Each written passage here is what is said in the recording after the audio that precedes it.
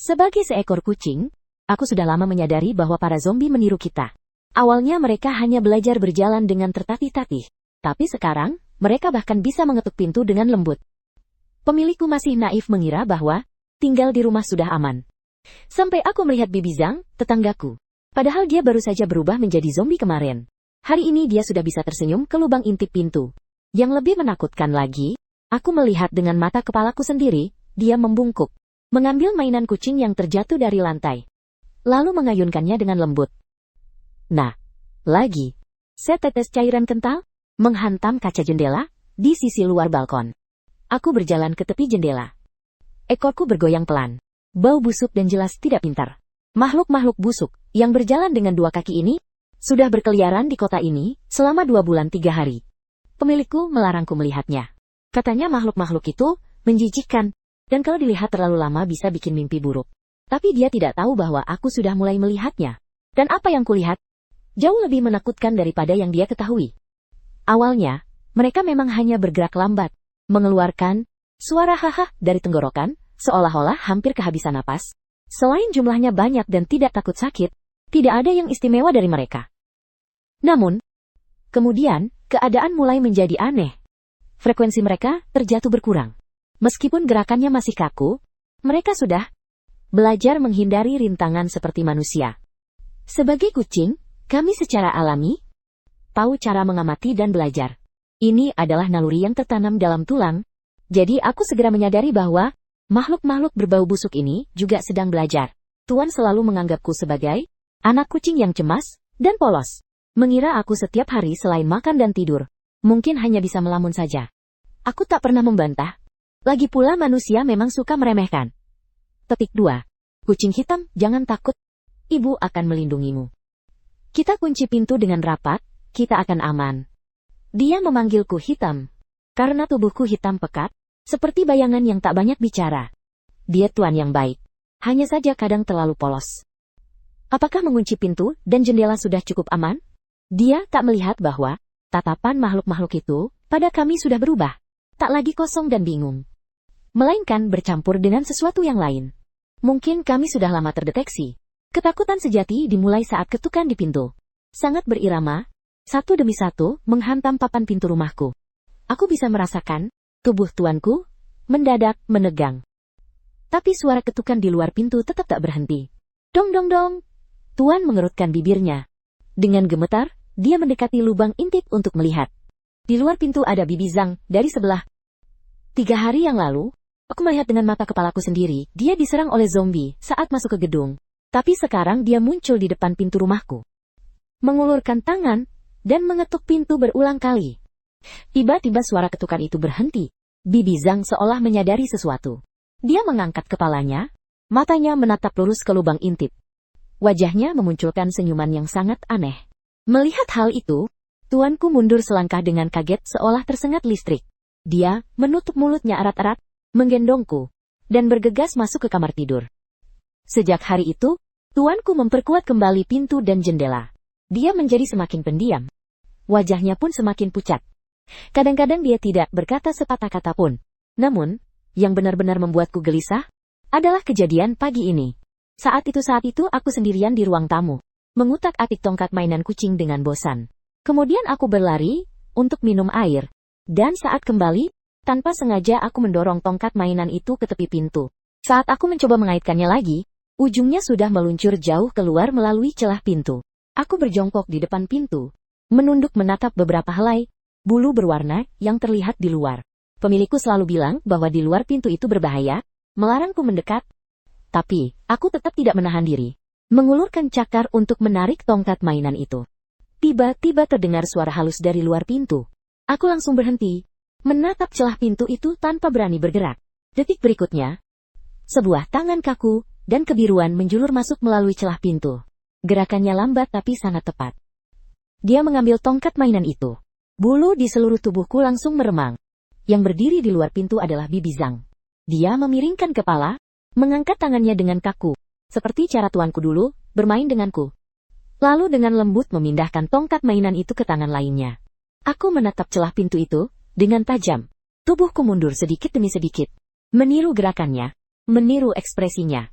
Sekarang mereka sudah mulai meniru interaksi. Mereka sedang belajar bagaimana menjadi manusia. Aku tahu, tidak bisa menunggu lagi, jadi aku berlari secepat kilat kembali ke kamar tidur. Lalu dengan lembut menyenggol tangan tuanku dengan kepalaku.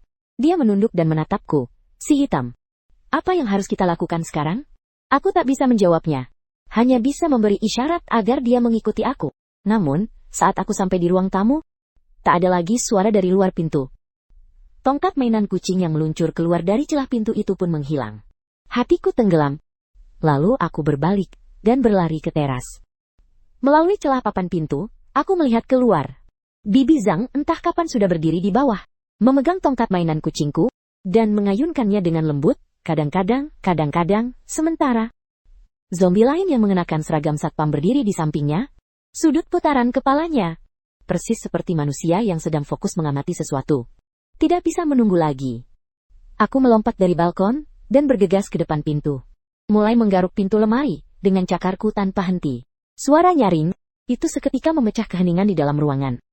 Pemilikku berlari mendekat dengan terkejut. Xiaohei, jangan garuk lagi. Oh, ada suara, ini tidak aman. Aku tidak menghiraukannya, sambil terus menggaruk dan memberi isyarat agar dia memindahkan pintu lemari. Cepat tuan, cepat sadar. Kamu tidak memelihara seekor kucing yang hanya tahu makan, minum, dan bermain. Cepat sadar, kita harus segera pergi dari sini, sebelum mereka benar-benar menguasai semuanya. Sebagai seekor kucing, ku sudah lama menyadari bahwa zombie meniru kita. Awalnya, mereka hanya belajar berjalan tertatih-tatih. Sekarang, mereka bahkan bisa mengetuk pintu dengan lembut. Tuan masih naif mengira, tinggal di rumah aman. Tapi aku tahu, kunci dan kayu sama sekali tidak bisa menahan gerombolan yang terinfeksi dan sedang berevolusi itu. Aku harus membawa tuanku melarikan diri dari sangkar ini. Xiaohei, maksudmu pergi dari sini? Aku mengangguk, menatapnya lurus-lurus. Tuanku akhirnya mengerti maksudku. Dia menutup mata, menarik napas dalam-dalam, lalu seolah-olah telah mengambil keputusan. Mulai memindahkan lemari di depan pintu bersamaku. Tak lama kemudian, pintu utama terbuka sedikit. Tuanku mengintip dengan hati-hati ke arah koridor. Setelah memastikan tidak ada bahaya di luar, dia dengan cepat memanggul ransel yang sudah disiapkan sebelumnya. Berisi sedikit makanan, air, dan beberapa obat-obatan sederhana. Saat itu, koridor dipenuhi bau busuk yang pekat. Baunya membuat mual. Untungnya, tidak ada zombie di lorong, hanya terdengar suara gemeretak dan benturan samar dari arah tangga. Kami tidak punya waktu untuk ragu. Hanya bisa terus berjalan ke depan. Juntai mungkin adalah satu-satunya jalan keluar. Memikirkan hal itu, aku langsung berbalik dan berlari ke atas. Tuan, yang memanggul ransel, mengikuti dengan ketat di belakangku. Namun, tepat saat kami hampir mencapai lantai atas, kami tiba-tiba berhenti. Di samping kami, sebuah pintu terbuka, dan dari baliknya terdengar suara mengunyah yang terus-menerus, disertai suara tulang yang retak. Wajah Tuan langsung pucat. Dia membeku di tempat, tak berani bergerak. Melihat itu, aku segera menggosokkan kepalaku ke kakinya. Sebagai isyarat agar dia segera pergi dan jangan melihat ke sana. Akhirnya kami berlari ke depan pintu atap. Tapi Tuan mencoba membuka pintu berulang kali, namun tak berhasil. Pintu itu terkunci dari dalam. Tuan mencoba mendobraknya, tapi pintu besar itu tak bergeming sedikit pun. Tepat saat itu, terdengar derap langkah kaki dari bawah, bukan langkah terseok-seok, melainkan langkah cepat yang seolah memiliki tujuan jelas. Mereka sedang naik ke atas. Bahkan mungkin sudah tahu kami ada di sini. Aku langsung panik. Aku melompat ke saluran ventilasi di samping. Lalu melompat ke bawah melalui jendela atap. Aku mulai berusaha sekuat tenaga untuk menarik pengunci pintu. Suara langkah kaki di bawah semakin dekat. Bahkan terdengar jeritan gembira para zombie. Aku menarik pengunci itu dengan keras dan akhirnya terlepas. Pemilik rumah langsung berlari ke atap dan mengunci pintu. Tepat saat pintu tertutup, beberapa bayangan makhluk aneh tiba-tiba muncul dari tikungan tangga. Hanya selisih sedikit lagi mereka akan menerjang ke depan pintu. Kami tidak berani berlama-lama, dan mulai berlari kencang di atap. Beruntungnya, atap unit tetangga tidak terlalu jauh. Dan di antaranya ada papan penutup. Pemilik rumah menggigit bibirnya dan merangkak perlahan ke sana. Proses turun dari unit lain justru jauh lebih lancar. Kami bahkan menemukan sepeda motor dengan kunci masih terpasang. Mesinnya meraung keras. Kami melesat keluar dari kompleks perumahan. Bayangan-bayangan di belakang kami perlahan berkumpul di gerbang kompleks. Bibi Zhang berdiri di barisan depan, masih memegang tongkat mainan kucing itu. Saat mata kami bertemu, bulu di tubuhku hampir secara naluriah meremang. Sepanjang perjalanan, kami tidak berani berhenti untuk beristirahat. Mengendarai motor dengan terhuyung-huyung selama beberapa jam. Akhirnya, berkat siaran radio yang terputus-putus, kami menemukan tempat pelindungan sementara di sebuah pabrik terbengkalai di pinggiran kota. Tembok tinggi, kawat berduri, dan antrean panjang di pintu masuk. Setiap orang harus menjalani pemeriksaan dan interogasi yang ketat. Semuanya tampak tertata rapi.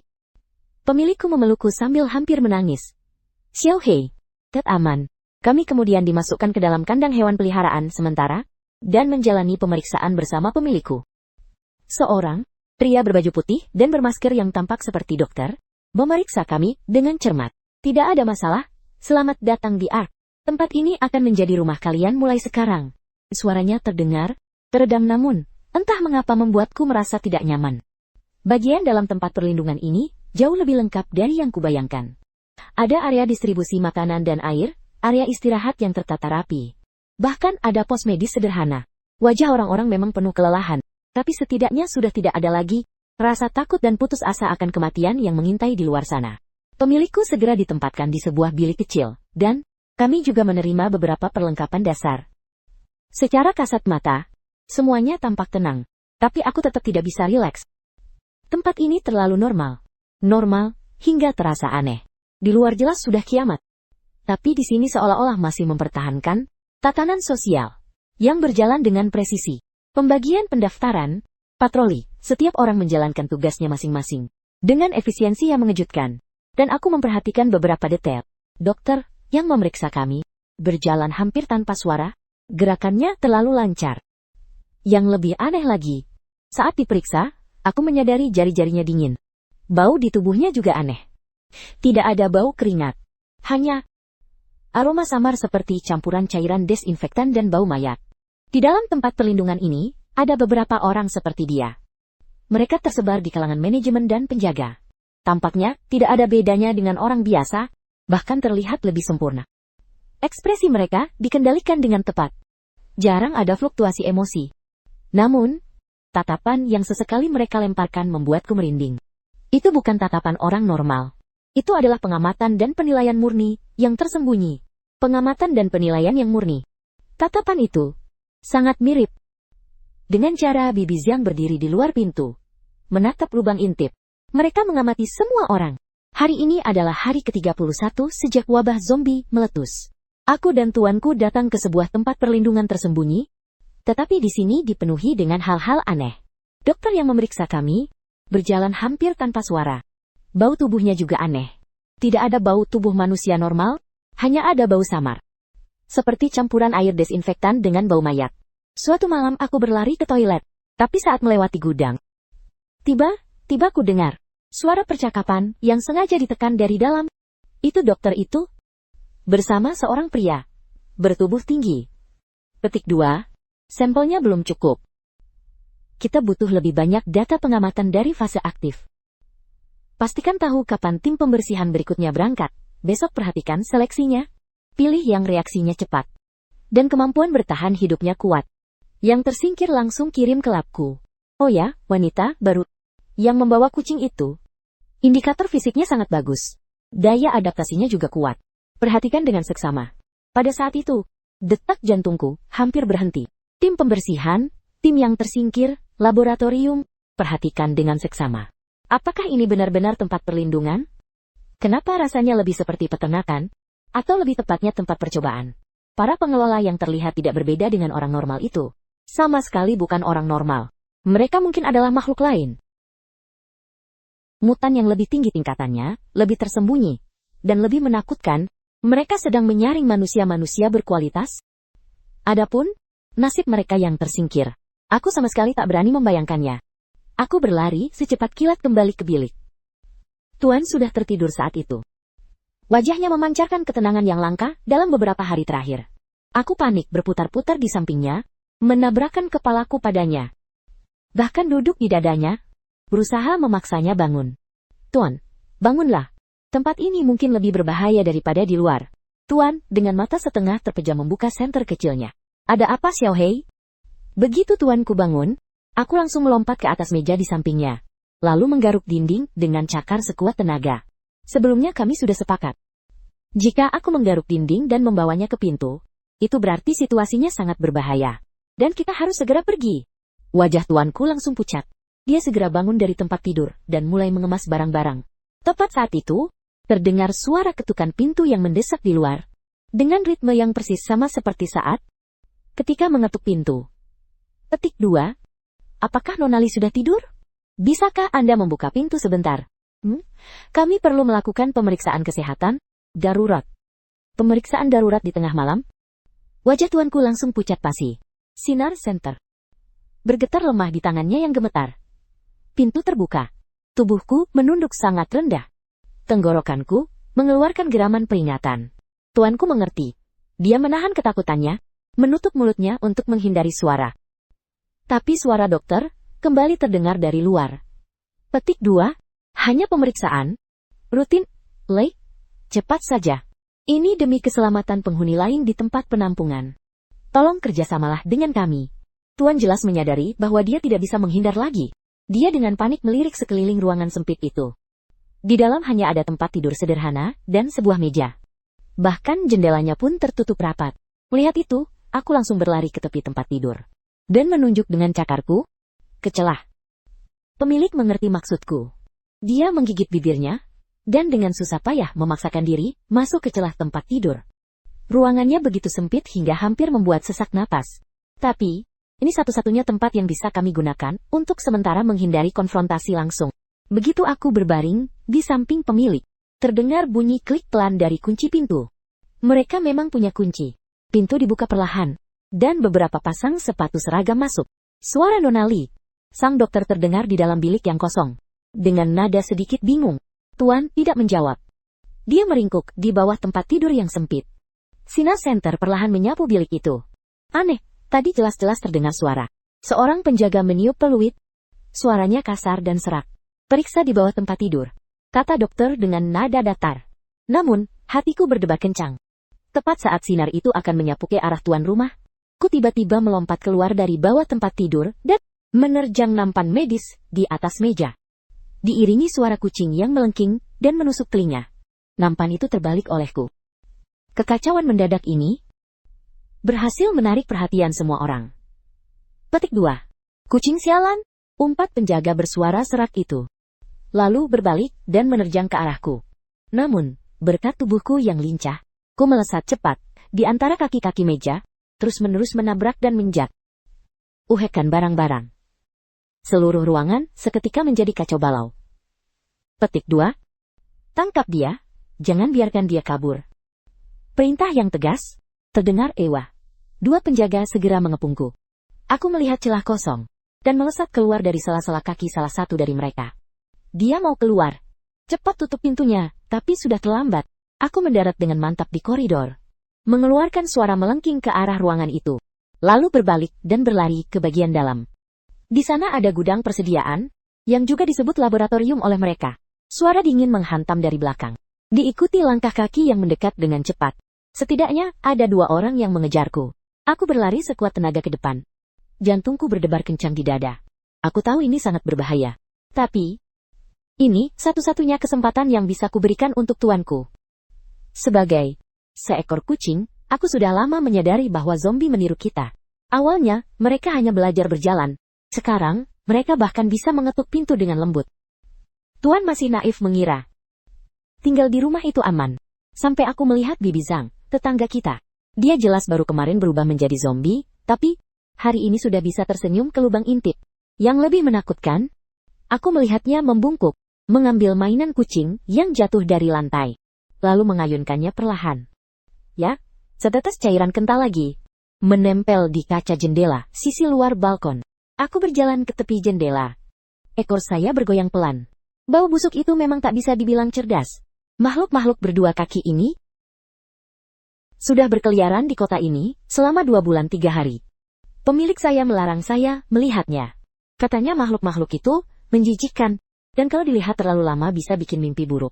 Tapi dia tak tahu saya sudah mulai melihatnya sejak lama. Dan, apa yang saya lihat? Jauh lebih menakutkan daripada yang dia ketahui. Awalnya mereka memang hanya bergerak lamban, tenggorokan mengeluarkan suara haha seolah-olah hampir kehabisan napas. Selain jumlahnya banyak, dan tidak takut sakit, tidak ada yang istimewa dari mereka. Namun kemudian, keadaan mulai menjadi aneh. Frekuensi mereka terjatuh berkurang. Meskipun gerakannya masih kaku, mereka sudah belajar menghindari rintangan seperti manusia. Sebagai kucing, kami secara alami tahu cara mengamati dan belajar. Ini adalah naluri yang tertanam dalam tulang kami. Jadi, aku segera menyadari bahwa makhluk-makhluk yang memancarkan bau busuk ini juga sedang belajar. Tuan selalu menganggapku sebagai anak kucing yang cemas dan tak mengerti dunia. Mengira setiap hariku, selain makan dan tidur, mungkin hanya tersisa melamun. Aku tak pernah membantah. Lagi pula manusia memang suka meremehkan. Kucing hitam jangan takut. Ibu akan melindungimu. Kita kunci pintu, kita akan aman. Dia memanggilku hitam. Karena tubuhku hitam. Pekat. Seperti bayangan yang tak suka bicara. Dia tuan yang baik. Hanya saja kadang terlalu naif. Apakah mengunci pintu dan jendela sudah cukup aman? Dia tidak melihat makhluk-makhluk itu. Tatapan matanya pada kami sudah berubah. Bukan lagi kosong dan bingung, tapi bercampur dengan sesuatu yang lain. Mungkin kami sudah lama terdeteksi. Ketakutan yang sesungguhnya dimulai dari suara ketukan pintu.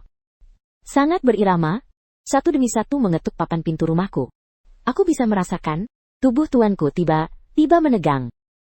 Namun, suara ketukan di luar pintu tetap tidak berhenti. Dong dong dong.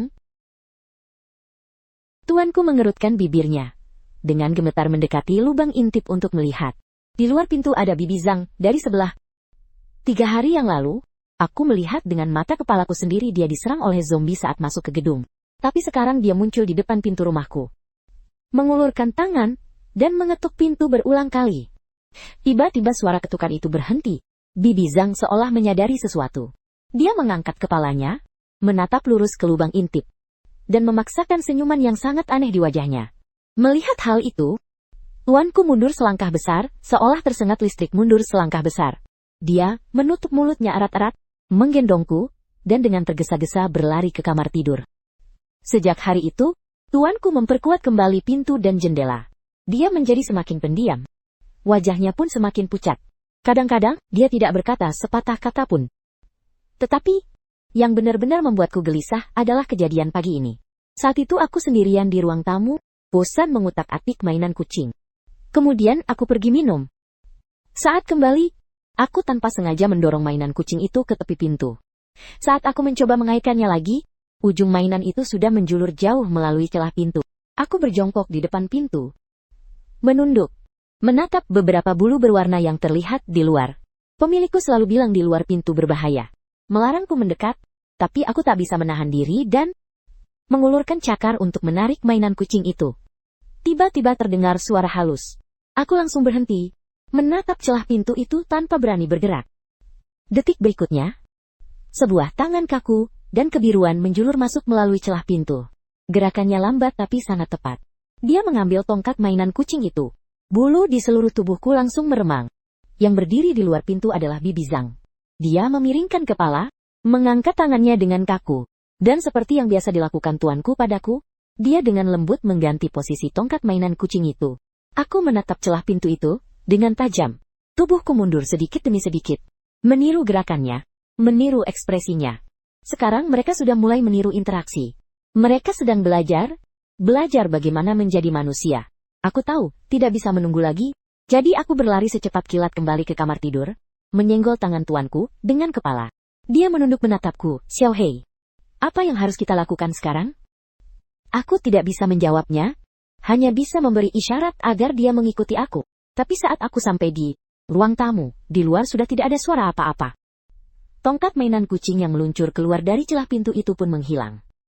Hatiku langsung tenggelam, lalu aku berbalik dan berlari ke teras. Melihat keluar melalui celah pintu, Bibi Zhang entah kapan sudah berdiri di bawah, memegang tongkat mainan kucingku, dan mengayunkannya dengan lembut sesekali. Seorang zombie lain yang mengenakan seragam keamanan berdiri di sampingnya. Sudut putaran kepalanya persis sama dengan manusia. Manusia yang sedang fokus mengamati sesuatu. Aku tidak bisa menunggu lagi. Aku melompat dari balkon dan bergegas ke depan pintu, mulai menggaruk pintu lemari dengan cakarku tanpa henti. Suara nyaring itu tiba-tiba memecah keheningan di dalam ruangan. Tuan rumah berlari mendekat dengan terkejut. Xiaohei, jangan garuk lagi. Ada suara, ini tidak aman. Aku tidak menghiraukannya, hanya terus menggaruk sambil memberi isyarat padanya untuk menyingkirkan pintu lemari. Cepat tuan, cepat pahami. Yang kau pelihara bukan sekadar kucing kecil yang hanya makan, minum, dan bermain. Cepat pahami, kita harus segera pergi dari sini. Sebelum mereka benar-benar belajar membuka pintu. Xiaohei, maksudku pergi dari sini? Aku mengangguk, menatapnya lurus-lurus. Pemilik akhirnya mengerti maksudku. Dia menutup mata, menarik napas dalam-dalam, lalu seolah-olah telah mengambil keputusan. Mulai memindahkan lemari di depan pintu bersamaku. Tak lama kemudian, pintu utama terbuka sedikit. Pemilik mengintip dengan hati-hati ke arah koridor. Setelah memastikan tidak ada bahaya di luar, ia dengan cepat memanggul ransel yang sudah disiapkan sebelumnya. Berisi sedikit makanan, air, dan beberapa obat-obatan sederhana. Saat itu, koridor dipenuhi bau busuk yang pekat. Baunya membuat mual. Untungnya, tidak ada zombie di lorong. Hanya terdengar suara gemuruh samar dari arah tangga. Kita tidak punya waktu untuk ragu. Hanya bisa terus berjalan ke depan. Mungkin ini satu-satunya jalan keluar. Memikirkan hal itu, aku langsung berbalik dan berlari ke atas. Tuan, yang memanggul ransel, mengikuti dengan ketat di belakangku. Namun, tepat saat kami hampir sampai di lantai atas, kami tiba-tiba berhenti. Di samping kami, sebuah pintu terbuka, dan dari baliknya terdengar suara mengunyah yang terus-menerus, disertai suara tulang yang retak. Wajah Tuan langsung pucat. Dia membeku di tempat, tak berani bergerak. Melihat itu, aku segera menggosokkan kepalaku ke kakinya, memberi agar dia segera pergi dan jangan melihat ke sana. Akhirnya kami berlari ke depan pintu atap. Tapi tuanku mencoba membuka pintu berulang kali, namun tak berhasil. Pintu itu terkunci dari dalam. Tuanku mencoba mendobraknya, tapi pintu besar itu tak bergeming sedikit pun. Tepat saat itu, terdengar derap langkah kaki dari bawah, bukan langkah terseok-seok, melainkan langkah cepat yang seolah memiliki tujuan jelas. Mereka sedang naik ke atas. Bahkan mungkin sudah tahu kami ada di sini. Aku langsung panik. Aku melompat ke saluran ventilasi di samping. Lalu melompat ke bawah melalui jendela atap. Aku mulai berusaha sekuat tenaga untuk menarik pengunci pintu. Suara langkah kaki di bawah semakin dekat. Bahkan terdengar jeritan gembira para zombie. Aku menarik pengunci itu dengan keras, dan akhirnya terbuka. Pemilik rumah langsung berlari ke atap dan mengunci pintu. Tepat saat pintu tertutup, beberapa bayangan makhluk aneh tiba-tiba muncul dari tikungan tangga. Hanya selisih sedikit. Mereka hampir saja menerjang ke depan pintu. Kami tidak berani berlama-lama, dan mulai berlari kencang di atap. Beruntungnya, atap unit tetangga tidak terlalu jauh. Dan di antaranya ada papan penutup. Pemilik rumah menggigit bibirnya sambil merangkak perlahan ke sana. Proses turun dari unit lain justru jauh lebih lancar. Kami bahkan menemukan sepeda motor dengan kunci masih terpasang. Mesinnya meraung keras. Kami melesat keluar dari kompleks perumahan. Bayangan-bayangan di belakang kami perlahan berkumpul di gerbang kompleks. Zhang A berdiri di barisan depan. Tangannya masih memegang tongkat mainan kucing. Saat mata kami bertemu, bulu di tubuhku hampir secara naluriah meremang. Sepanjang perjalanan kami tak berani berhenti untuk beristirahat. Mengendarai motor dengan terhuyung-huyung selama berjam-jam. Akhirnya, berkat siaran radio yang terputus-putus, kami menemukan tempat perlindungan, sementara di sebuah pabrik terbengkalai di pinggiran kota. Tembok tinggi, kawat berduri, penjaga bersenjata. Antrean panjang di pintu masuk. Setiap orang harus menjalani pemeriksaan dan interogasi yang ketat. Semuanya tampak tertata rapi. Pemilikku memelukku hampir menangis. Xiaohei, aman. Kemudian aku dimasukkan ke dalam kandang hewan peliharaan, sementara, dan menjalani pemeriksaan bersama pemilikku. Seorang pria berpakaian jas putih dan memakai masker, yang tampak seperti dokter. Memeriksa kami dengan cermat. Petik 2. Tidak ada masalah. Selamat datang di Ark. Tempat ini akan menjadi rumah kalian mulai sekarang. Suaranya terdengar, teredam namun, entah mengapa membuatku merasa tidak nyaman. Bagian dalam tempat perlindungan ini jauh lebih lengkap dari yang kubayangkan.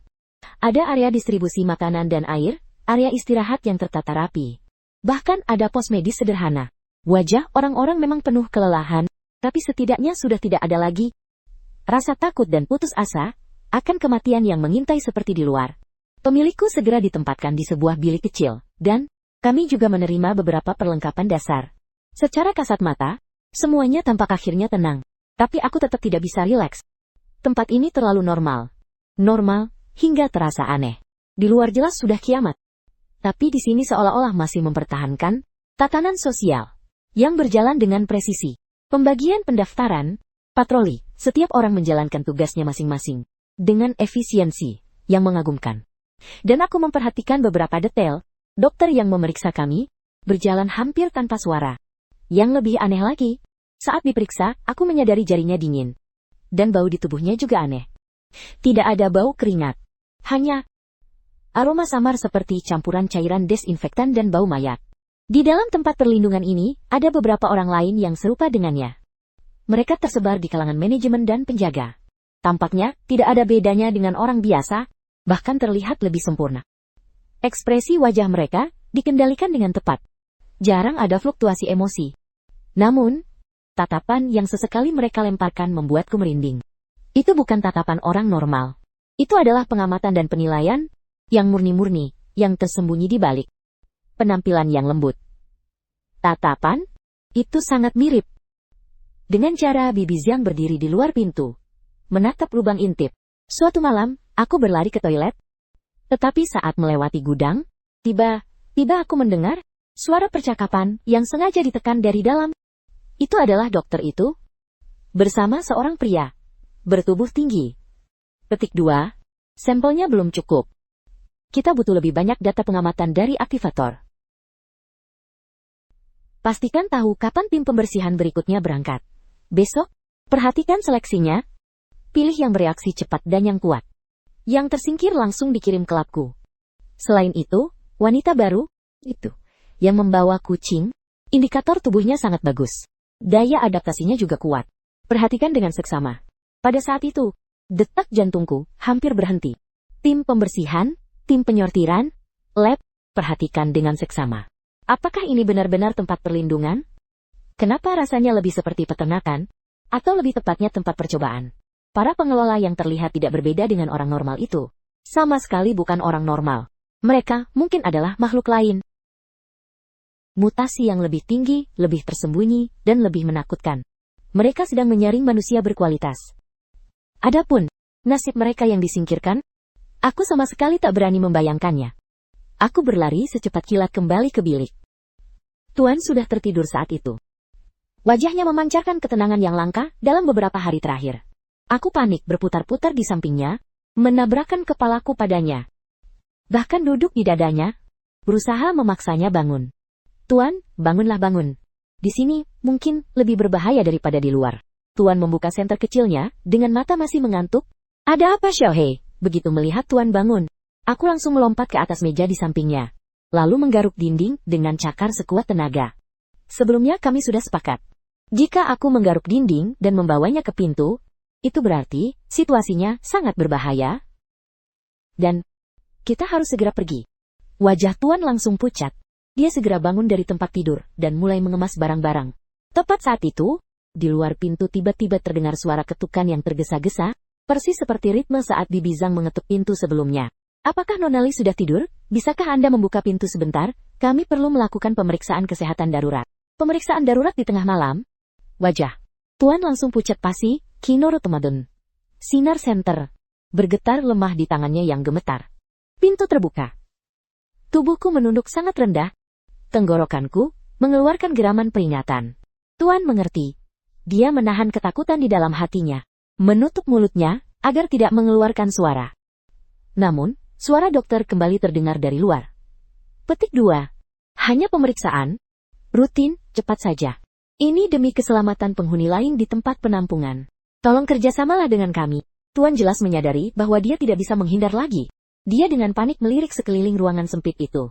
Di dalam hanya ada tempat tidur sederhana, dan sebuah meja, bahkan jendelanya pun tertutup rapat. Melihat itu, aku segera berlari ke tepi tempat tidur, dan cakar, menunjuk, celah di antara dasar tempat tidur dan lantai. Tuan mengerti maksudku. Dia menggigit bibirnya, dan dengan susah payah memaksakan diri, masuk ke celah tempat tidur. Ruangannya begitu sempit hingga hampir membuat sesak napas. Tapi, ini adalah satu-satunya tempat di mana kita bisa sementara menghindari konfrontasi langsung. Begitu aku berbaring di samping Tuan, terdengar bunyi klik pelan dari kunci pintu. Mereka memang punya kunci. Pintu dibuka perlahan, dan beberapa pasang sepatu seragam para petugas masuk perlahan. Nona Lee. Suara dokter bergema di dalam bilik yang kosong. Dengan nada sedikit bingung, Tuan tidak menjawab. Dia meringkuk di bawah tempat tidur yang sempit. Sinar senter perlahan menyapu bilik itu. Aneh, tadi jelas-jelas terdengar suara seru seorang penjaga. Dengan suara serak, periksa di bawah tempat tidur. Suara dokter tetap datar. Tapi hatiku berdebar-debar tenggorokan. Tepat saat sinar itu hampir menyentuh tuan rumah, aku melompat keluar dari bawah tempat tidur. Dan menerjang nampan medis di atas meja. Diiringi suara kucing yang melengking tajam. Nampan itu terbalik olehku. Kekacauan mendadak ini berhasil menarik perhatian semua orang. Petik 2. Kucing sialan, umpat penjaga bersuara serak itu, lalu berbalik dan menerjang ke arahku. Namun, berkat tubuhku, aku melesat cepat di antara kaki-kaki meja, terus-menerus menumbangkan barang-barang. Seluruh ruangan seketika menjadi kacau balau. Petik 2. Tangkap dia, jangan biarkan dia kabur. Perintah Dr. Li Sheng. Dua penjaga segera mengepungku. Aku melihat celah kosong, dan melesat keluar dari sela-sela kaki salah satu dari mereka. Dia mau keluar. Cepat tutup pintunya, tapi sudah terlambat. Aku mendarat dengan mantap di koridor, dan mengeluarkan suara tajam ke arah ruangan itu. Lalu berbalik dan berlari kencang ke dalam tempat perlindungan. Di sana ada gudang persediaan, yang juga disebut laboratorium oleh mereka. Suara dingin menghantam dari belakang. Diikuti langkah kaki, yang mendekat dengan cepat. Aku berlari sekuat tenaga. Jantungku berdebar kencang di dada. Aku tahu ini berbahaya, tapi ini satu-satunya kesempatan yang bisa kuberikan untuk tuanku. Langkah kaki di belakang semakin dekat. Tepat saat itu, di ujung koridor, muncul dua tentara bersenjata lengkap. Aku mengerem mendadak, hatiku langsung tenggelam. Tiba-tiba aku melihat sekrup pada saluran ventilasi di sampingku, sepertinya agak longgar. Tanpa sempat berpikir panjang, aku melompat sekuat tenaga, menggunakan cakar dan berat tubuhku, untuk menabrak dinding saluran ventilasi, dengan keras. Bruk! Dinding itu benar-benar terbuka oleh tabrakanku. Aku segera merangkak masuk. Saat pengejar tiba, mereka hanya bisa mengutuk ke arah lubang gelap itu. Petik 2. Dasar pecundang, hanya seekor kucing, tapi kalian malah membiarkannya kabur. Kalian berdua ikut aku dulu untuk menangani urusan penting. Pastikan menangkap wanita itu. Baru setelah suasana di luar benar-benar tenang, aku berani merangkak kembali, dengan hati-hati melalui jalur semula. Aku harus menemukan tuanku sebelum mereka. Mengandalkan ingatan, aku terus meraba-raba di dalam saluran yang rumit. Tak tahu sudah berapa lama. Tiba-tiba terdengar suara tarikan napas yang sangat pelan, dan tertahan dari bawah saluran. Itu tuanku. Aku langsung menoleh ke dinding pembatas di luar koridor. Sumber suara itu bukan dari ruangan sebelumnya, melainkan dari ruang penyimpanan di sebelahnya yang berisi peralatan kebersihan. Aku menemukan dinding pembatas yang tepat, mengangkat cakar, dan menggaruknya pelan 2 kali. Tak lama kemudian, dinding pembatas itu terbuka sedikit dari dalam. Sebuah tangan dengan cepat menjulur dan menarikku masuk. Wajah tuanku dipenuhi jejak air mata, tapi matanya jauh lebih jernih daripada sebelumnya. Dia memelukku erat-erat. Tubuhnya gemetar tak henti. Xiao Hei, kamu baik-baik saja. Syukurlah. Ternyata, saat aku mengalihkan perhatian pengejar, dia memanfaatkan kesempatan saat ruangan kosong untuk melarikan diri. Dan bersembunyi di ruang penyimpanan tak terkunci di sebelah ini. Tempat ini sangat sempit.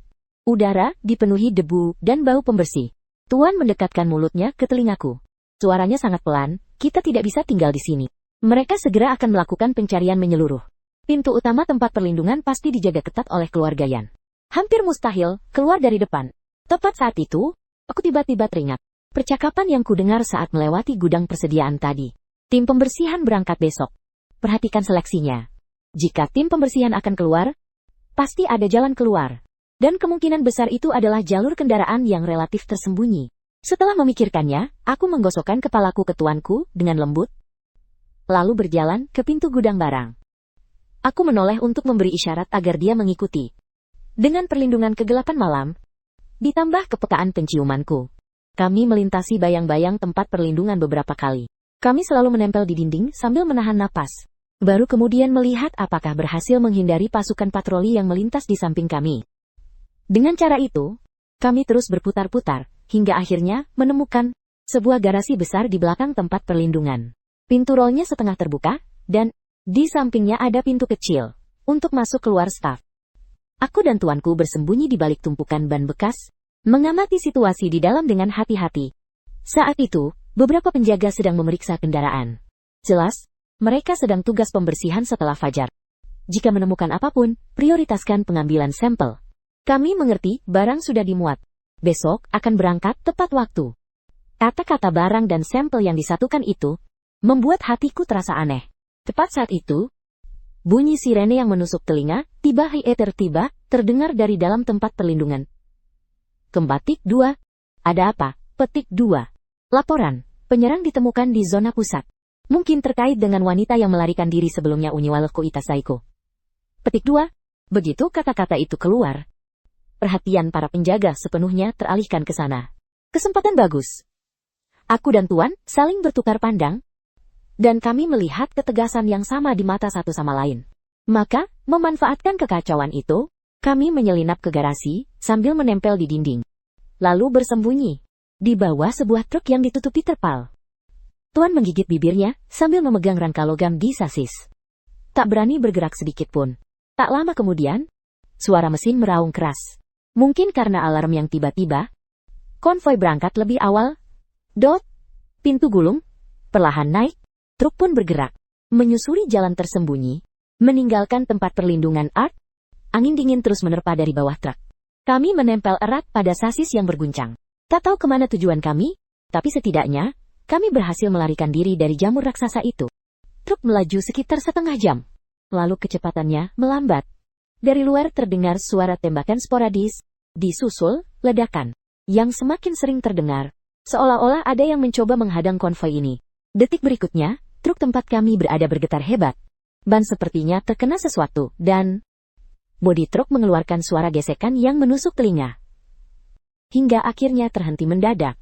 Dari bawah truk terdengar teriakan panik para penjaga di luar. Mereka diserang. Aku dan tuanku memanfaatkan kesempatan itu untuk melepaskan pegangan, berguling keluar dari bawah truk, dan bersembunyi di lubang pinggir jalan. Namun, saat kami menengadah, kami langsung terdiam.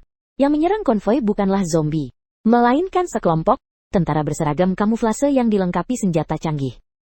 Mereka bergerak dalam kelompok kecil, saling melindungi, dan menembak dengan tepat. Para penjaga tempat perlindungan yang melompat dari truk dan mencoba melawan. Di antara kerumunan itu, aku melihat dokter itu. Dia baru saja hendak mengangkat senjatanya. Ketika seorang tentara menembak kepalanya, saat dia terjatuh, wajahnya dengan cepat membusuk, memperlihatkan wajah yang menyeramkan dan mengerikan. Usala Soto Boaisi. Pertempuran berakhir dengan cepat. Para tentara segera menyebar dan mulai memeriksa kendaraan serta mayat-mayat di tanah. Dengan hati-hati, konvoi pengangkutan di pinggiran Fanzo telah dibersihkan. Telah dikonfirmasi adanya makhluk berevolusi di dalam kendaraan, serta para penyintas yang ditawan. Meminta instruksi selanjutnya. Saat itu, seorang tentara menemukan keanehan di dalam lubang. Dia segera mengangkat senjatanya dan mendekat dengan waspada. Namun, saat melihat situasi di depannya, dia tampak terkejut sejenak. Namun di dalam lubang itu, seorang wanita yang seluruh tubuhnya berlumuran debu, sedang meringkuk dan gemetar. Sementara seekor kucing hitam dengan gigih melindunginya di depan. Melihat hal itu, prajurit itu seketika menurunkan kewaspadaannya. Dia menemukan dua orang penyintas, seorang pria dan seekor kucing, yang sepertinya baru saja melarikan diri dari bawah kendaraan. Tak lama kemudian, seorang pria berwajah garang mendekat. Dia melepas kacamatanya, lalu menatap tuannya yang masih ketakutan. Kemudian menunduk menatapku. Aku tidak bergerak. Tetap waspada. Kemudian dia berjongkok, berusaha membuat suaranya terdengar lebih tenang. Petik 2. Kalian melarikan diri dari benua palsu? Pemiliknya mengangguk dengan mata merah. Kapten itu terdiam 2 detik. Suaranya terdengar sedikit rumit. Bisa selamat melarikan diri dari peternakan itu. Bahkan membawa seekor kucing? Kalian luar biasa. Setelah mengucapkan itu, dia menoleh ke arah mayat dokter di tanah. Makhluk-makhluk aneh ini semakin pandai menyamar. Akhirnya, dia menoleh kepalanya ke arah prajurit di sampingnya dan memerintahkan. Siapkan makanan dan air untuk mereka. Bawa mereka. Kita kembali ke pangkalan batu karang. Pada bulan ketiga, setelah kiamat meletus, beberapa zombie tingkat tinggi berevolusi menjadi cerdas dan menyamar sebagai manusia, mendirikan sebuah pangkalan penyintas. Untungnya, aku dan tuanku berhasil melarikan diri dari gudang setan itu. Setelah diselamatkan oleh militer, kami dibawa ke tempat perlindungan baru. Para penyintas di sini memiliki cahaya di mata mereka, dan wajah sama sekali tidak ada rasa kebas akibat dikurung. Hal pertama yang kami lakukan setelah tiba di tempat perlindungan adalah menjalani pemeriksaan dan pendaftaran yang ketat. Kali ini, yang memeriksa kami bukanlah seragam kosong yang tak berwujud, melainkan seorang dokter militer sungguhan. Gerakannya tegas dan cepat. Raut wajahnya penuh konsentrasi. Apa yang terjadi di Ark? Apakah ada luka gigitan di tubuhmu? Tuan menjawab satu persatu. Dokter militer itu mendengarkan dengan tenang, lalu menyimpan stetoskopnya dan mulai mencatat. Ketika mendengar kami mengungkap wajah asli si penyamar, dia menatap Tuan dengan serius. Petik 2. Kalian sangat berani, katanya dengan sederhana. Namun, kalimat itu saja sudah cukup untuk melepaskan ketegangan yang selama ini mengencangkan saraf kami. Beberapa hari berikutnya, aku dan Tuan terus mengamati tempat penampungan ini dengan hati-hati. Makanan di sini dibagikan secara kuota, terutama sayuran hasil produksi sendiri, sup, dan beberapa kaleng makanan. Rasa supnya tidak bisa dibilang enak, bahkan hambar hingga sulit dirasakan. Tapi porsinya cukup. Setidaknya tidak membuat orang kelaparan. Selain itu, setiap pembagian dilakukan di hadapan semua orang, dengan prosedur yang jelas dan tertib. Tidak ada seorang pun di sini yang bisa secara terang-terangan menikmati hak istimewa. Bahkan tentara pun harus mengantri seperti orang lain untuk mengambil pasokan. Selain makanan dan air, aturan pangkalan juga sangat jelas. Patuh pada manajemen, dilarang berkelahi, dan pembagian sesuai kebutuhan. Pada saat yang sama, di sini setiap orang didorong untuk berkontribusi semampu mungkin dalam pembangunan. Jika ingin mendapatkan kondisi tempat tinggal dan sumber daya yang lebih baik, harus ditukar dengan kerja keras.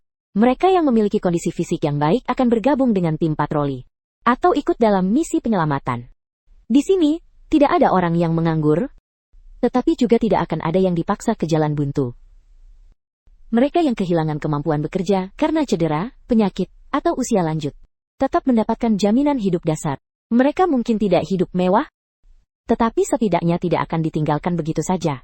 Sebuah peristiwa yang terjadi kemudian membuat kami menyadari fakta yang lebih mengejutkan. Di dunia ini, ternyata sudah ada orang yang terbangun dengan kemampuan khusus. Hari itu, seorang pemuda yang tampak kurus sedang memindahkan barang. Namun, saat ia mengulurkan tangan untuk mengangkat kotak, tiba-tiba muncul lapisan kulit tebal seperti batu di lengannya. Detik berikutnya, kotak yang semula membutuhkan 2 atau 3 orang untuk diangkat, justru diangkatnya sendirian dengan mudah. Aku dan tuanku terkejut sejenak. Namun, orang-orang di sekitar hanya melirik sebentar. Petik 2.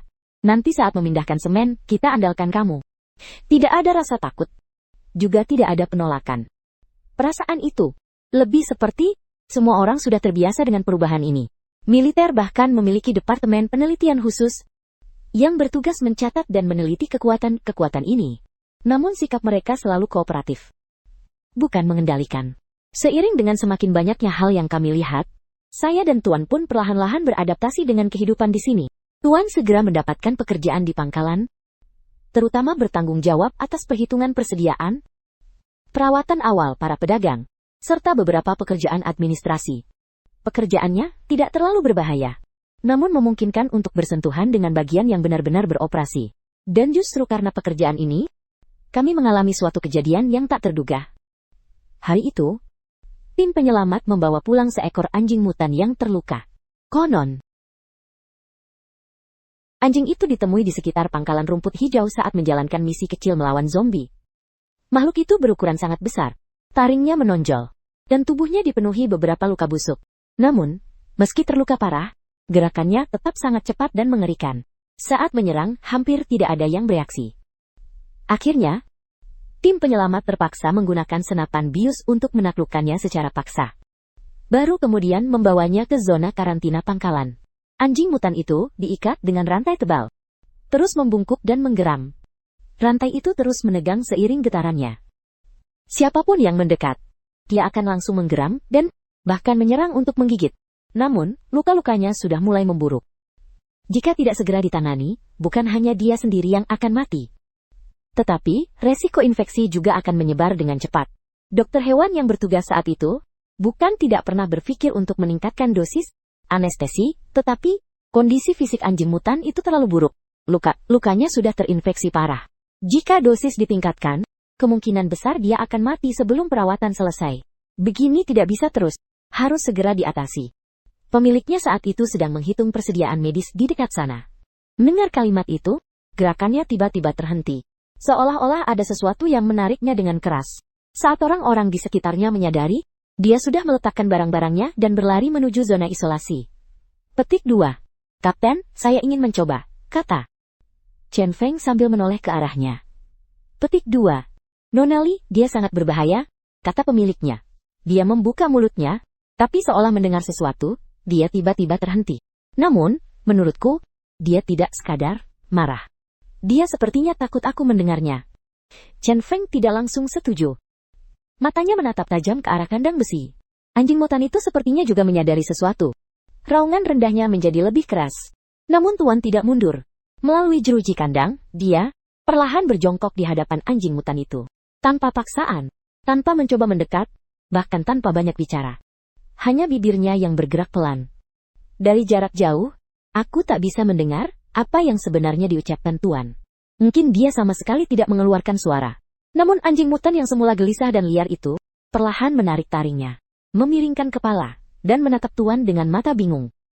Dari mengeluarkan suara yang sangat pelan, hampir seperti isakan. Beberapa saat kemudian, ia perlahan-lahan bergerak sedikit ke arah tuannya. Seketika suasana menjadi sunyi. Semua orang terdiam di tempatnya. Tuannya pun tidak menyangka hal ini akan terjadi. Ia dengan teguh mengangkat tangannya. Telapak tangan menghadap ke atas perlahan-lahan mengulurkannya ke depan. Anjing mutan itu menatapnya dalam-dalam untuk waktu yang lama. Akhirnya, ia menundukkan kepalanya, dan dengan ujung hidungnya yang basah dan dingin, menyentuh ujung jari tuannya. Pada saat itu, tubuh tuannya bergetar sedikit. Ia terdiam sejenak, seolah-olah akhirnya mengerti sesuatu. Ia berkata bahwa ia merasa sakit. Anjing mutan itu berbaring di depannya. Tenggorokannya masih menyisakan sedikit cairan kotor yang lemah. Tuannya menunduk, menatap anjing mutan itu. Ia sangat takut, bukan karena ingin menyerang kita, tetapi begitulah ia. Mengira sudah tidak percaya lagi pada semua makhluk berdua kaki,